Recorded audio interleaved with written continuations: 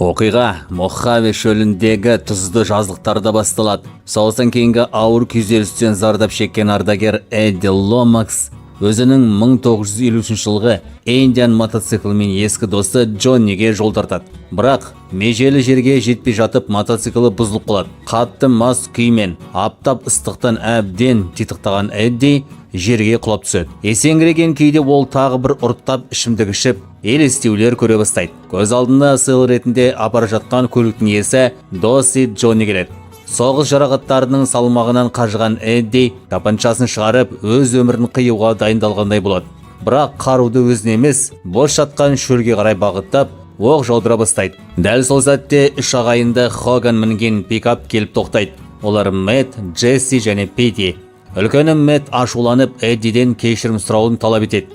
Өйткені оқтар олардың көлігінің қасынан зулап өткен еді. Эдди бұрылған кезде Джоннидің елесі жоғалып кетеді. Мэтт сирек кездесетін және мотоциклді байқап қалып, Эдди беруден бас тартқанда Мэтт оны ұрып жібереді. Артынша қалған екі бауыры да жабылып соққы қалады. Сол кезде жолдың ар жағымен асқана көлігі өтіп бара жатқан еді. Рөлді Вьорн, жанында даяшы қыз Дой отырған. Көмектесетін ешкім қалмаған соң Хогандар Эддиді өлтіруге дайындалып, оның мотоциклінің көліктеріне тиеп алады. Джесси күміс түсті 45 калибрлі тапаншаны Питиге беріп, бітіруді сен қолға ал дейді.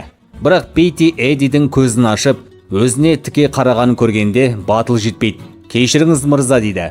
Ол Эддиді атудың орнына оқты дәл басының қасына жерге тат. Кейін ағаларына өтірік айтып, бітірдім дейді. Үш ағайында қалаға қайтып келіп, жергілікті дүкенге соғады да, қорғаныс үшін төленетін ақшаны талап етеді. Қарт, ерлі зайыптылар сауда нашар жүріп жатқан айтқанда, Мэтт ақшаны таппасаңдар, қолдарыңды сындырамын деп қорқытады. Олар кетіп бара жатқанда, бұл шіркеуге арналған ақша еді деп күйінет қарттар. Осы кезде шөл даланың басқа бөлігінде нағыз Джонни Сикстоус жараланған Эддиді тауып алады. Ол оны үйіне апарып, жараларын емдей бастайды. Ақна кейін шөлдің тереңіне ауысады. Онда Хогандардың әкесі Рэмзи Хоган естірткі сатып алушыларымен заңсыз мәміле жасап жатыр. Рэмзи ұлдары қарулы қолдау көрсетсін деп кездесуді әдейі сол уақытқа белгілеген еді.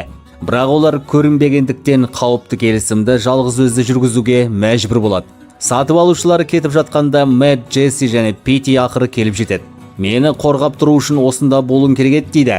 Рэмзи оларды қатты ұрсып, жауапсыздықтары үшін сөгеді. Сол кезде ол жүк көлігінің артына байланған Индиан мотоциклін байқайды. Рэмзи заңсыз бизнесті жасырын жүргізетінін және полицияның назарын аударатын мәселелерді қаламайтынын түсіндіреді. Мэтт әкесінің ашуын басуға тырысып, ешқандай проблема болмайды, иесін шөлде өлтіріп кеттік дейді. Бірнеше апта бойы Джоннидің дәстүрлі ем-домы қолданылғаннан кейін Эдди есін жияды. Джонни оның аман қалғанын Құдайдың рахымымен өз қайсарлығының арқасы деп түсіндіреді.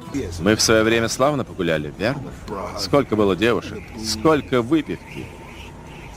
Эдди сапардың шынайы мақсатын айтып береді. Ол қымбат Индиан мотоциклін Джонниге сыйламақ болған. Бірақ үш ағайынды оны соққыға жығып, мотоциклді ұрлап кеткен. Джонни шабуылдаушылардың кім екенін бірден түсінеді. Ол Хогандардың бүкіл қаланы зорлық-зомбылық арқылы билеп отырғанын айтып, жалғыз барып кек алу өз-өзіне қол жұмсаумен тең екенін ескертеді. Кекке булыққан Эдди ешқандай көмекті қабылдамай, қалаға жалғыз аттанады. Жолға шығар алдында Джонни оған қаладағы Ронданың асханасына кіріп, атақты алма бәлішінен дәм татып көруді ұсынады. Ол бәліш сондай керемет, тіпті сенің тас сияқты суық жүзіңе де күлкі сыйлайды дейді. Ақыры шаң басқан қалаға жеткен Эдди алдымен ломбардқа кіреді.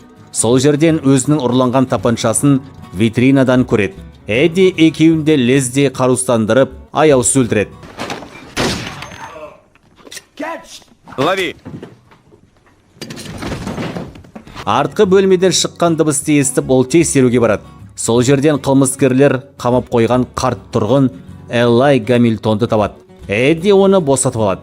Элай өлген екі адам Лестер мен Леонның оның немере ағайындары екенін айтады. Лестер мен Леон маған дүкен жүргізуге көмектесеміз деп келген, бірақ кейін бәрін өздері басқарып кетті. Бастапқыда көмектескісі келгендей көрінді, алайда соңында мені ығыстырып дүкенді тартып алды дейді. Осыдан кейін Эдди асханаға барып Рондамен танысады. Ронда оған бірден жылы қабақ танытады.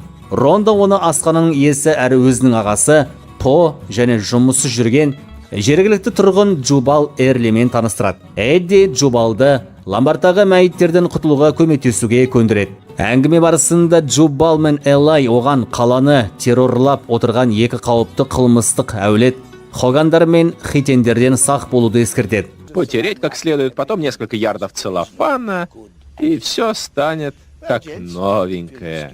Содан кейін Элай жасырын қару қоймасын көрсетіп, Эдиді қару жарақпен оқ-дәрімен қамтамасыз етеді.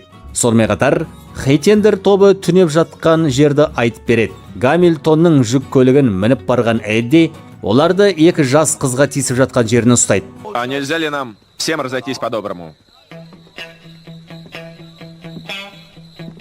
Эдди қыздарды құтқару үшін банданың 3 мүшесін атып өлтіреді.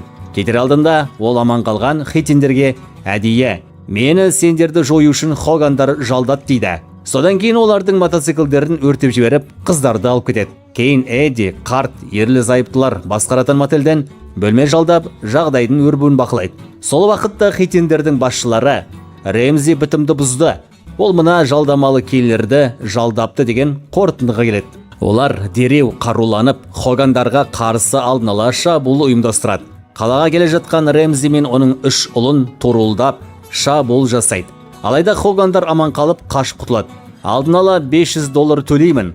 Анау қу тышқан тек менікі болады дейді. Хитендердің сатқындығына ашуланған Хогандарда өз күштерін жинап, үлкен кек алуға дайындалады. Көп ұзамай шөлдің ортасында екі топ арасында жаппай атыс басталады. Эдди Элай берген жарылғыштарды пайдаланып, екі топтың көліктері мен жанармай қорларын жарып жібереді. Осылайша ешкімнің қашып кетуіне мүмкіндік қалдырмайды. Сондағы да хитендер мен Хогандар Эддидің оларды бір-біріне қарсы айдап салып, бөліп алды билей-бер тактикасын қолданғанын түсінеді. Ремзи Хоган Эддидің шөлдегі шабуылдан тірі қалғанын біліп, Мэттке ашуланады. «Сен ол мотоциклшіні өлтірдік деп едің ғой» дейді.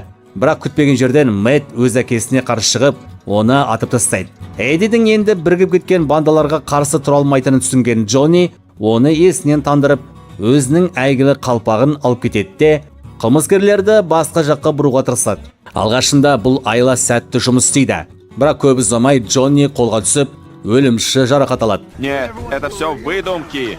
Парень с кольтом 45-го калибра. Ты о нем случайно ничего не знаешь? Нет. Кто он, приятель? Эдди досын құтқару үшін бірнеше бандит өлтіреді. Ол Джонниді үйіне алып барады. Бірақ барлық әрекетіне қарамастан Джонни алған жарақатынан көз жұмады. Досының өлімі Эддидің ішіндегі соңғы кек отын тұтатады. Эдди қалаға қайта оралады. Верн оның мотельге кіргенін көріп, бірден Хогандарға хабар береді. Көп ұзамай екі банда мотельге келіп, бөлмені оқтың астына алады. Атыс тоқтаған соң Верн мен бірнеше хитен мүшесі ішке кіріп, Эддидің өлгенін тексермек болады. Бірақ бөлме жарылғыш заттармен тұзақталған еді. Алып жарылыс ғимаратты қиратып, банданың қалған мүшелерінің көбін бірден жояды. Тірі қалғандар тек Эдди мен 3 ағайынды Хоган болады. Эдди Джесси Хоганды бұрышқа тіреп өлтіреді де, Питиді кепілге алады. Алайда Питидің шын мәнінде қатыгез адам емес екенін түсініп, оның өмірін кешіреді. Бұл қаладан мәңгілікке кет дейді. Сол кезде Мэтт Эддиді қарумен нысанаға алып, қаруынды таста дейді. Екеуі төбелеске кіріседі.